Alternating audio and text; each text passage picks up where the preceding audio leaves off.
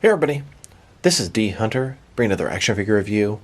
Today, we're going to be looking at the McFarlane DC Multiverse Collector's Edition Superman. This is a Golden Age first appearance Superman. And not only that, this is the Platinum Chase variant. McFarlane had a raffle, an EQL raffle, which sort of randomly picks a person and keeps it fair. And I actually won this time. First time I've won one of those. And it's for a Platinum Chase figure that I was very interested in, so that is very cool. It's not a raffle to win the figure, but it's a raffle to be able to purchase the figure, and I do appreciate that. Each one of the figures from the Collector's Edition wave has a Platinum Chase variant. So far I have Superman, I believe I have an Alan Scott track down, and I'm looking for the Abyss. So, let's take a look at the packaging. As you can see at the top, 22 moving parts, McFarlane Toys, ages 12 plus, McFarlane Collector's Edition, DC Multiverse Superman, part of his 85th anniversary, and like I said, this is a Platinum Chase variant. Here he is in the package. We have some chains he can break out of. We have a flight stand. We have a regular stand. We have a collector's card and a stand for the collector's card. One side of the package, McFarlane Collector's Edition, Superman from Action Comics #1. Other side simply says Superman. Now, this is sort of based off the first appearance of Superman. Not exactly, though. The first appearance of Superman looked a little bit different. That is the standard release. This is more or less Superman from the Golden Age. After the first appearance, what he predominantly looked like. At the bottom, a bunch of credits, and there's his barcode, if that helps anybody. But this is going to be the exact same barcode as the standard version. This is a Platinum Chase variant, going to be the same barcode. Backside, here's a replica of Action Comics #1. That infamous shot, Superman saving this guy from an automobile. So with no further ado, let's open it up. Alright, now that this figure out of the package, here he is with all his accessories laid out. He comes with a flight stand, a regular display stand, a collector's card, a display stand for his collector's card, and then some chains for him to break out of. But before I take a look at those, let's talk about and check out the actual figure. So this is a first appearance Superman, and this is a Platinum Chase variant. The main difference is the blue is considerably darker shade. He has red boots painted on, and then the Superman logo on his chest is a little bit different. Now this Platinum Chase variant is a little bit more accurate to the cover of Action Comics #1, and the standard release is a little bit more accurate to the interior appearance of Superman in Action Comics #1. The darker blue, a little more accurate to the cover, the red boots accurate to the cover, but the Superlion logo on his chest, that's a little more accurate to his later appearances in the Golden Age, not for his first appearance. Still, I think the Platinum variant looks a lot better than the regular one, although they're both pretty nice. So let's take a look at them. Start with his face here. Strong face, big neck, hair looks good, the expression semi-smiling. It's pretty well done. Superman in Action Comics #1, or in general, is based off sort of the strongman bodybuilder, his outfit. Now, this is based off the infected body, which has been done time and time again. Big, barrel-chested, giant arms. It seems a little bit too big for the Action Comics #1, although it works in some ways. Other ways, just seems a little too buff. I'd say as a whole, the face sculpt is pretty nice. Just the expression, the smile, it works. Superman logo, quite different from his current one, and different from the one from Action Comics #1, the first appearance. But this is how I had it in most of the Golden Age. Darker blue, traditional red trunks, red boots, red cape. He's got the yellow belt loops not painted, cape flowing to one side, double jointed elbows, double jointed knees. Overall, it's a very good Golden Age first appearance Superman figure. And a closer look at his face and head sculpt. It's good, it's stern, but it's smiling, kind of happy-go-lucky, but big and strong like Superman.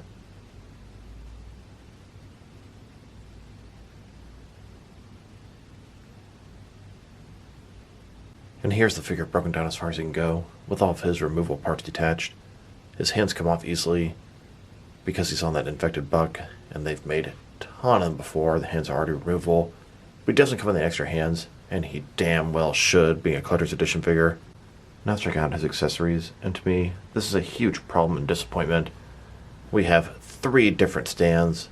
Really? 3 different stands? I don't really want any of the stands. I mean, a flight stand is pretty nice for a Superman figure, but you can already use the base of the flight stand for a regular stand, so why do you need both? And then a display stand for the collector's card. I don't need or care about that either. And this figure is $29.99. It's $30. $10 more than an average McFarlane DC Multiverse figure. And I just don't see the value here. Paying $10 extra just for what? 2 extra stands? That's madness. I don't even want those. Flight stand is nice. The chains are nice. The rest is just junk as far as I'm concerned. He should come with alternate hands. He should have 2 fists, 2 flight hands, and 2 gripping hands. And that still doesn't really justify the price. But that's damn sure what I would expect from a collector's figure that costs more than a regular figure. I'll try not to complain about that too much, as I did that to death in the other first appearance Superman video. But I believe my point stands. We didn't get a brand new sculpt, so I can sarcastically say, well, I see where our money went. Brand new sculpt, brand new figure. No. Accessories all reuse. Sculpt is reuse. Price is high. Alright, I'm done with that for now. So let's take a look at these accessories. We have 1 display stand, typical McFarlane stand, black perfect circle, thin, basic. This one says DC on the bottom in silver paint. Now let's look at this flight stand. It comes in 2 separate pieces. When put together, it's going to look like this. We have the bottom transparent circle with DC on it, 1 peg for the pegals on his feet, then it has this post here, and it leads to the clamp up top, which is hinged, can rotate, and has a clamp to hold your figure in place. If you want, you can use the bottom part of the flight stand as a regular stand. You can have him hovering in a flight pose. You can also have him in a little bit more of a traditional flight pose, but he doesn't come with the flight hands to make it look right. Now for his collector's card, as you can see, it's an image of the cover, Action Comics #1, Superman saving that citizen from the automobile. McFarlane Collector's Edition. On the back side, there is a description if you want to read that. Pause now. Here's the collector's card with the standard version of the first appearance Superman on the left, next to the platinum version on the right. They are identical. I think the platinum version should at least have something different, even if it's the color of the letters, something, a platinum border, anything. Now let's look at this collector's card. As you can see, it's a replica of Action Comics #1, the first appearance of Superman. And just so happens I have this issue here. Now this is not the original Action Comics #1. That thing is worth millions. This is a reprint. And then here's the collector's card inside of the display stand. Now let's look at this chain. I think it's a pretty cool accessory, and I can put this to a lot of use in my action figure world. So you got the chain here. It can be broken on one side like he's breaking out, or you can put the broken side in the back and have it intact like he's a prisoner. It's made of a soft material. It's got some give to it.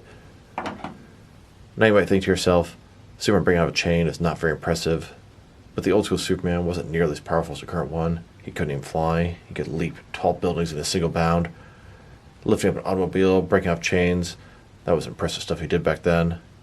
In addition to that, I can use this for a ton of other action figures, imprisoned, captured, etc. And then between both versions of Superman, I have 2 sets of these chains, and I think that's awesome. Here's Superman with his chain wrapped around him as if he's captured, and here's Superman breaking out of those chains. Now these are not accessories that came with this Superman figure, but I took the Superman vs. Ultraman 2-pack, and they came with a ton of extra hands. So I decided I could see if these flight hands and fisted hands work with his first appearance Superman. In my opinion, every single Superman figure out there should come with a pair of flight hands, a pair of fisted hands, and a flight stand. Especially if they're going to cost extra like these guys. Here's a Superman with the hands that he came with. Right hand is a gripping hand, left hand is a fisted hand. And here he is with 2 fisted hands. Fisted hands are very appropriate for this Superman, as he uses fists a lot in the old days. I mean, he still does, but that was his major weapon back then. And then here, with a pair of flight hands, this Superman comes with a flight stand and no flight hands. That is a crime of sorts. Now I wanted to check out the differences between the Platinum Chase variant of this Superman next to the standard version of the Golden Age Superman. The Platinum is on the left, regular on the right. There are 3 major differences. Number 1, the shade of blue, a lot darker on the Platinum Chase variant. Number 2, the boots are painted red on the Platinum Chase variant. And number 3, the Superman logos are quite different. Beyond that, it is 100% the same figure, same sculpt, same articulation. Now they've taken a pretty good look at both the figure and his accessories. Now let's check out his height. From bottom to the top of his head, he's standing about 6.9 inches tall, which can translate to 17.5 centimeters. Now for his articulation. Starting with his head here, of course, it can rotate from side to side. He can look up and down a pretty good amount. It's going to really help get him into some good flight poses there. He can tilt his head from one side to the other. Shoulders, a ball joint, goes out about 90 degrees, maybe a tad more. Up, down, around, all that good stuff. He's got a butterfly joint between his shoulder and chest. Increase the range of motion and cover the large gap that would be there. Bicep cut below that. Double jointed elbows below that. His wrist can rotate, and it's going to be hinged as well. In his torso, he's got a ball joint, rotate around, forward and back. Another one in his waist, rotate around, forward and back. Between the two, pretty good range of motion in his torso area. Torso moves a little bit easier than the waist for me. Legs, complete does the splits, not a ball joint. McFarlane style hip joints. Rotation is almost non-existent. Legs go forward about that much. Back, not much. Double jointed knees below that. And then his ankle has rotation. Goes forward and back. Tilt, rock, and of course, to articulation. Here's a look at both these first appearance Superman figures in front of Action Comics number 1. Here's my reenactment of the cover of Action Comics number 1. We have Superman lifting a car above his head, saving a citizen from imminent death. Now let's check them out. Next is some other action figures. Starting off with some of the McFarlane DC Multiverse Superman figures. Here's the Platinum Chase variant of the first appearance Superman on the left, next to the standard version on the right. Here he is, next to the Action Comics number 1000 Superman. This is McFarlane's first Superman, and arguably their best Superman yet. Then, next to the Batman The Dark Knight Returns Superman. Then, next to the Page Puncher Superman. This one is on a much leaner body, and I kind of feel like he might have been more appropriate for the first appearance Superman. Either one would have worked. And now, next to the DC Cinematic Universe Henry Cavill Superman. Here he is, next to the Infected Superman. This uses the same base body as the first appearance Superman. The same base body that's been used a million times at this point. And here he is, next to the recent Hush Superman. Then, next to the 85th anniversary Superman. There's something appropriate about having the first appearance Superman next to the 85th anniversary Superman. And here are all the different figures that use the infected body. I can count a total of 14 of them, and we still have the sketch Rebirth Superman on the way. Now, it's not a bad base body to begin with, but they've just done to death, and most of us are just tired of it at this point. And here are all the McFarlane DC Multiverse Superman figures they've made so far. Quite a bit. Next couple coming out is going to be the sketch Rebirth Superman, as well as the Superman vs. Atomic Skull 2-pack. Here he is, next to a bunch of other McFarlane DC Multiverse Superman villains. We have Darkseid, Ultraman, Doomsday, Lex Luthor, General Zod, Mongol, Superboy Prime, Eradicator, and Bizarro. I remember there were only 1 or 2 Superman villains. Now we have a collection. Both Devastator and Lobo are kind of Superman villains. Devastator is a hybrid between Batman and Doomsday, and then Lobo started off by being a Superman antagonist. And here he is, next to some Superman supporting characters. We have the Con-Il Superboy, the John Kent Superboy, and a couple versions of Supergirl. And here he is, next to the rest of the first wave of McFarlane Collector's Edition figures. We have the Alan Scott Green Lantern, both versions of the first appearance Superman and Abyss. Now all 3 of these characters have Platinum Chase variants out there. Obviously I have Superman at this point, but I'm looking to pick up Alan Scott and Abyss. If anybody out there knows where I can get one, drop me a line in the comments below. The second wave of Collector's Edition figures consists of Yellow Lantern, Sinestro, Firestorm, and Hawkman. Now let's check him out. Next is some other McFarlane DC Multiverse Platinum Chase variants. Here he is with the first couple Platinums. This is the Bronze Arkham Asylum Joker and Batman. And after that, they released the gold version of the Arkham Origins Deathstroke and the Arkham Knight Batman. After that, they released the Goggles Up variant of the Batfleck from Zack Snyder's Justice League. Then the Silver Armor Platinum variant of Gorilla Grodd from Injustice 2. And I actually got 3 of these guys to use as guerrilla soldiers in Gorilla Grodd's army. After that, they took a different route with the Platinum Chase figures. They went with unpainted artist-proof figures, and personally, I am not a fan. I got them all because that's what I do. I'm a completist with the McFarlane DC Multiverse line, but they really didn't bring me any joy. The only one I really liked was Swamp Thing, because I thought he was cool, but the rest of them are just unpainted figures. I do customizing, but I'm not really trying to repaint figures they've already made. You could just take the release and do that with. I got these guys to sort of satisfy my collecting OCD, but they didn't really bring me any love or joy. After the unpainted artist proofs, collectors and fans complained. And you know what? I get it. I wasn't a big fan of those things either. But a lot of people were offended by them. You'd order Swamp Thing, or you'd order Lobo, and then you'd randomly get an unpainted Platinum Chase variant. And some people would consider themselves lucky, other people consider themselves unlucky. If you go on Amazon, you look at a green, colorful Swamp Thing, you order it, and you get this unpainted version, you're gonna be like, what the fuck is this? I didn't order this. So I totally understand the frustration from certain collectors. McFarlane has listened and addressed that, and now they release paint variations. Not only that, but paint variations make sense. The first wave of the new Platinums was Nightfall Catwoman, Rebirth Mr. Freeze, and then the Jay Garrick Mr. Flash, and each and every one of these paint variants are awesome. A lot of times the Platinum Chase variants are cooler than the regular version. Then they released a Platinum Chase variant in the Page Puncher wave, fighting the Frozen. This is Batgirl. And then the most recent Collector's Edition wave. There's a Platinum Chase for each of these figures. I still need Alan Scott and Abyss. And the newest Platinum Chase variant is the DC Classics Riddler. I'm on the hunt for him. Here are all the different McFarlane DC Multiverse Platinum Chase variants. For the most part, I think they're awesome. Not a fan of the artist proofs, but really like what they're doing lately with the newer logical repaints that make sense in your collection. Now the only ones I don't have is going to be the Collector's Edition Abyss, Alan Scott Green Lantern, and then the DC Classics The Riddler. And it looks like one missed my setup there. This is the Platinum Chase variant of Dr. Fate from Injustice 2. He came out not too long after Gorilla Grodd. Now let's check him out. Next to some other recently released McFarlane DC Multiverse figures. Here's Superman, next to the Amazon exclusive glow-in-the-dark John Stewart Green Lantern. Still waiting on their glow-in-the-dark Swamp Thing. And here he is, next to the most recent wave of Mega figures, the Justice Buster and Anti-Monitor. Then, next to the Tim Drake Robin, the Hush Superman, and the DC Classics Riddler. And now, with some McFarlane Toy Store exclusive figures, we have the Patina variant of the Unchained Armor Superman and Superboy Prime, and then Catman and Dick Grayson Robin. Here's this Superman, next to the Big Bad Toy Store exclusive black and white accent Martian Manhunter, Superman, and Flash. And here he is, with the Blue Beetle movie wave. We have the regular Blue Beetle, Carapace, and the Battle Mode Blue Beetle. Then, with the Batman and Spawn 2-pack.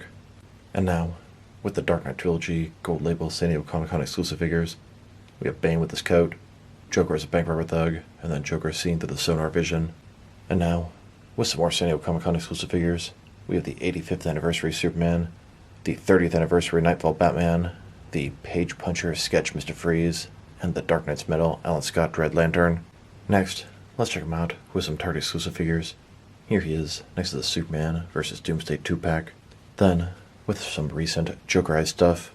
Then, with some more Target exclusive figures, we have the Sinestro Corps Batman, Ted Kord Blue Beetle, Impulse, and Deadman. And now, with the Target exclusive Flashpoint Wave, Aquaman, Project Superman, and Flash. Here's Superman, next to the Injustice 2 3-pack, Batman, Supergirl, and Dr. Fate. And here he is, next to some recent Walmart exclusive Gold Label figures.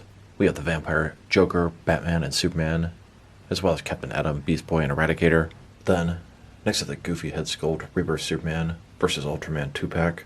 And now, with the most recent Batman wave, we have the Nightfall Batman, Batman Incorporated Batwing, and the Batman Reborn Two-Faces Batman. And finally, next to the 5th wave of Page Punchers, this is a Batman-themed wave, fighting the Frozen. We have Batman, Robin, both versions of Batgirl, and Mr. Freeze. Now let's check them out. Next to some action figures from different various companies, so we can see how he fits in, both scale and style-wise, in case you know which lines you can mix him with. Since he's a McFarlane toy, they're typically the 7-inch scale. I'm going to start off my comparisons with some of the larger action figure lines I collect, and work way smaller, and I'm going to include as many Superman figures as I can during these comparisons. Here he is, next to some of his McFarlane Toys brothers. In front of you are 5 different action figure lines, all from McFarlane Toys, all 7-inch scale. Then, with some more McFarlane Toys, these are from different various video game properties. And now, with some Jack-specific wrestling figures, here's Superman, next to a container of Tech-New Extreme Rub. This is to kill off Poison Ivy and Poison Oak. Unfortunately, I'm fighting a little bit of Poison Ivy right now. No pun intended. And here he is, next to some DST or Diamond Select toys. Then, with some DC Direct and DC Collectibles Superman figures. And here he is, standing with some NECA figures. Then, with some Mattel wrestling figures. And now, with some Jazzwares AEW wrestlers. And here he is, with some Mezco 112 collected figures. Then, with some Mattel DC Universe Classics and Multiverse Superman figures. And here he is, with some Mafex Superman figures. Then, with some Hasbro Marvel Legends. And here he is, with some SH Figure Arts action figures. And finally, next to some Jazzwares Fortnite figures. So overall, this is a great Superman figure. The only problem is he has an infected body, which I feel like in the comics he was drawn a little bit leaner than this, but I feel like the infected body also worked for the first appearance of Superman because he was designed to look like a strong guy, and this looks like a big buff strong guy. Now personally I think the Platinum Chase variant looks a ton better than the standard release, and then you think, well, why don't they make that one the standard release and the other one the Platinum Chase variant? Well, this one is a little bit more accurate to the general Golden Age appearances after the first appearance, and the other one is a little bit more accurate to Action Comics #1. So I think it's fine as it is, but definitely disappointing for those of you that want to get the Platinum Chase variant. Boy, is he selling for a lot on eBay right now. His articulation is everything you'd expect from a modern McFarlane DC Multiverse figure. The accessories, frankly, that pisses me off. $30 for a reused sculpt, bunch of stands, nothing really special. The chains are cool. He needs extra hands. Sculpt and paint job, they're nice. Reused sculpt, excellent paint job, excellent head. If I were to rate this guy, I want to give him an 8 out of 10, but the accessory thing, the price, the reused sculpt, it's going to knock him down to a 7. Still, it's a good score considering as much stuff as he has going against him. So this is D Hunter. Thank you guys for watching this video. If you liked the video, press like below. If you have anything you want to say about the video, add to the comment section. If you want to see additional action figure reviews from me, press subscribe. I do appreciate when you do that. Once again, this is D Hunter. Thank you guys for watching this video, and I will talk to you guys real soon.